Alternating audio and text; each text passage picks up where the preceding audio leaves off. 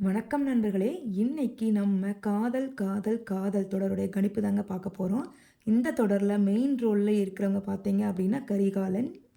நம்ம சுசித்ரா பார்த்தீங்கன்னா சரண்யாங்கிற கேரக்டர்ல ஆக்ட் பண்றாங்க. சரண்யாவுடைய 3 பசங்கள் தான் ஆதவன், அர்ஜுன், கார்த்தி. அவங்க 3 பேரும் 3 பொண்ணுங்கள காதலிக்கிறாங்க.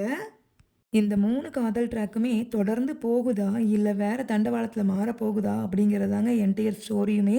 ஃபர்ஸ்ட்டு பார்த்தீங்கன்னா, மது அர்ஜுன வந்து ரிஜெக்ட் பண்ணிடுறாங்க. மது வந்து அர்ஜுனுடைய பாஸா ஆக்ட் பண்றாங்க. பட் அவங்கனால அவங்களோட காதலை ஏத்துக்க முடியல. ஆனா, அர்ஜுன் எல்லாவித சேட்டைகளையும் பண்ணி மதுவை எப்படியாவது கவர் பண்ணணும், கரெக்ட் பண்ணணும்னு நெனைக்கிறாருங்க. அதுக்கு அவங்க மா அதுக்கு அவங்க அம்மா சரண்யா பயங்கரமான சப்போர்ட்டு. அவங்களுடைய ஆக்டிங், அவங்களுடைய வில்லத்தனம் எல்லாமே பாட்டியோட வில்லத்தனம் எல்லாமே இனிமேல் தான் வெளில வரும். நம்ம அருண் பிரசாத் பார்த்தீங்கன்னா, ஆதவன் அப்படிங்கிற கேரக்டர்ல ஒரு தமிழாசிரியரா ஒர்க் பண்றாரு. அவருக்கு பொண்ணு பார்க்க போறாங்க. அந்த பொண்ணு பேரு தான் வைஷ்ணவி. வைஷ்ணவியோ இண்டிபெண்டன்ட்டா இருக்கணும் அப்படின்னு ஆசைப்படுறாங்க. ஆனா, அருண் பிரசாத் வைஷ்ணவி ஹவுஸ் ஒய்ஃபா தான் இருக்கணும். என்னோட குடும்பத்த நல்லா பார்த்துக்கணும் அப்படின்னு ஆசைப்படுறாரு. அதனாலேயே இந்த நிச்சயதார்த்தம் வந்து கேன்சல் ஆயிருதுங்க.